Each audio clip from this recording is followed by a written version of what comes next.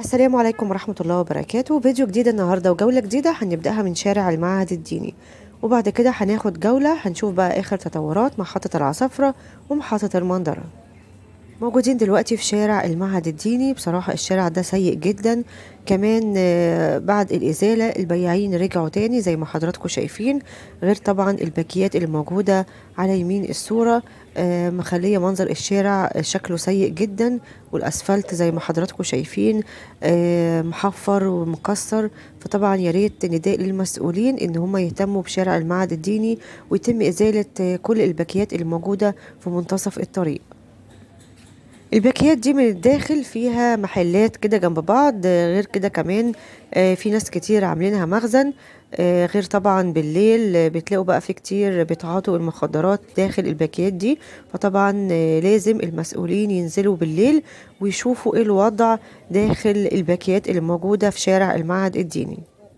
من خلال فيديوهاتنا بنناشد محافظة اسكندرية والمسؤولين لازم يتم إزالة الباكيات اللي موجودة في منتصف الطريق. كمان يتم نقل البياعين في مكان تاني، عشان طبعا الشارع ده بيعتبر شارع مهم جدا. الشارع ده بيوصلنا لشارع مصطفى كامل. لازم يتم تطوير ورفع كفاءة الطرق الموجودة في اسكندرية، خاصة الشوارع اللي في قبلي، كمان الشوارع الجانبية.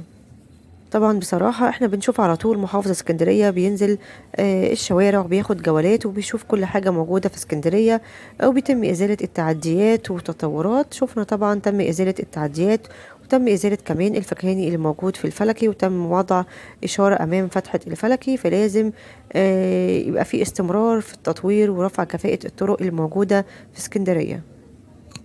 وزي ما قلت لحضراتكم لو في مطافي او عربية اسعاف استحالة ان هي تعدي من هنا، الشوارع هنا ضيقة جدا. لكن الجنب التاني شغال احنا نشوفه دلوقتي، لكن برضو في عربيات رايحة جاية، غير طبعا التكاتك اللي مالية شوارع اسكندرية. دي كده شكل الباكيات من الداخل زي ما حضراتكم شايفين، طبعا ضلمة ملهاش اي لازمة، في محلات من الداخل مغلقة. عايزين بقى نتكلم على موضوع التكاتك. لحد دلوقتي احنا بنشوف التكاتك في شوارع اسكندرية كلها، في الشوارع الرئيسية كمان موجودة. لحد دلوقتي لسه ما تمش حظر التكاتك. وطبعا سيارات بديلة للتوك توك بنشوفها في شوارع اسكندرية، لكن مش منتشرة حاليا زي التوك توك. فأنا مستغربة ازاي لحد دلوقتي لسه ما تمش حظر التكاتك في شوارع اسكندرية.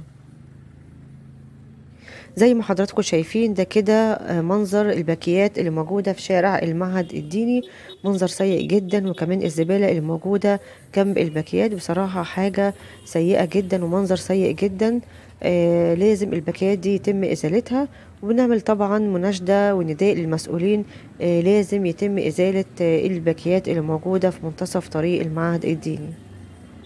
منظر سيء جدا وشوارع سيئة جدا ما تلاقش خالص باسكندرية. وموجودة كمان الشوارع دي أمام مسار المترو، مترو حضاري، ما ينفعش خالص إن يبقى قدامه شوارع بالمنظر ده. قدامنا كده مسار مترو اسكندرية، هنطلع من شارع المعهد الديني ونشوف آخر تطورات محطة العصافرة ومحطة المنظرة. وكده طلعنا من شارع المعهد الديني، ده كده الشارع من أوله. قدامنا كده مسار المترو زي ما حضراتكم شايفين، الشوارع بتعتبر سيئة جدا.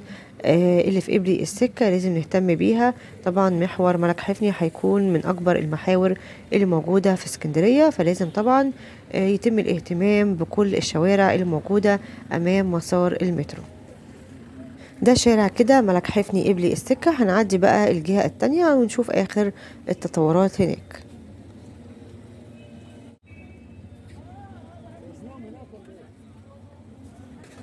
عدينا كده لشارع ملك حفني بحري السكة، وقدام حضراتكم كده مسار مترو اسكندرية. المسار ده ما بين محطة العصافرة ومحطة ميامي، وتم الانتهاء من تركيب حوائط الأمان من أول سيدي بشر لحد المنظرة.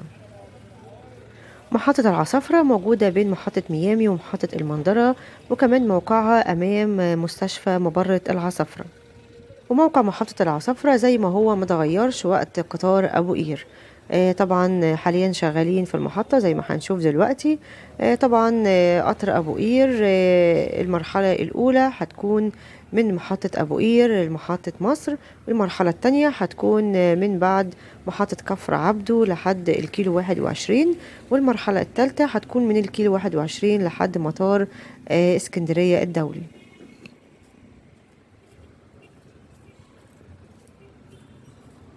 قدامنا كده موقع محطة العصافرة، وطبعا محطة العصافرة من أولى المحطات اللي بدأوا فيها الشغل زي ما حضراتكم شايفين. الأعمدة قدام حضراتكم، كمان تم رفع الكاميرات العرضية. قدامنا كده هتلاقوا كمان المعدات موجودة، معدات ضخمة على جوانب المحطة. قدام حضراتكم كده الدور الأرضي اللي هيكون فيه شباك التذاكر وكمان الماكينات الإلكترونية. كمان هنشوف بقى سلالم الكهرباء، وهنشوف طبعا خدمات كتير موجودة في المحطة. وحضراتكم عارفين ان محطة العصافرة كانت من المحطات اللي بتكون مزدحمة جدا وقت قطار ابو قير، عشان كده تم اضافة محطة ميامي ما بين محطة العصافرة ومحطة سيدي بشر. وكمان محطة سيدي بشر برضو كانت من المحطات اللي بتكون مزدحمة، عشان كده تم إضافة محطة محمد نجيب بين محطة فيكتوريا ومحطة سيدي بشر. وطبعا محطة محمد نجيب هتخدم أهالي منطقة دربالة وسكان شارع جمال عبد الناصر شارع 15، واللي جاي من الجزيرة الخضراء واللي ساكن في شارع مصطفى كامل. طبعا هتكون من المحطات المهمة، لأنها طبعا جانب المحطة هيكون محور مهم جدا وهو محور محمد نجيب. وطبعا المحور هيكون من الكورنيش وهينزل تحت مسار المترو، وبعد كده هيطلعنا على الجزيرة الخضراء ومنه لشارع مصطفى كامل. وحاليا شغالين في كوبري محمد نجيب تقاطع شارع جمال عبد الناصر، وكمان تم ردم نفق محمد نجيب بحريق السكة. ولسه موجودين أمام محطة العصافرة، وزي ما حضراتكم شايفين هتلاقي في أعمدة موجودة أمام المحطة. الأعمدة دي بقى خاصة بالبوابات أو خاصة بسور المحطة.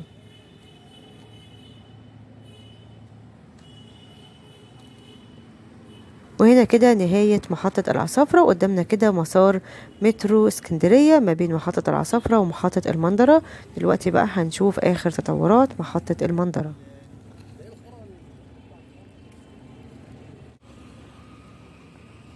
قدامنا كده محطة المندرة، وزي ما حضراتكم شايفين ظهور الأعمدة، وكمان حاليا بيتم عمل الكاميرات العرضية.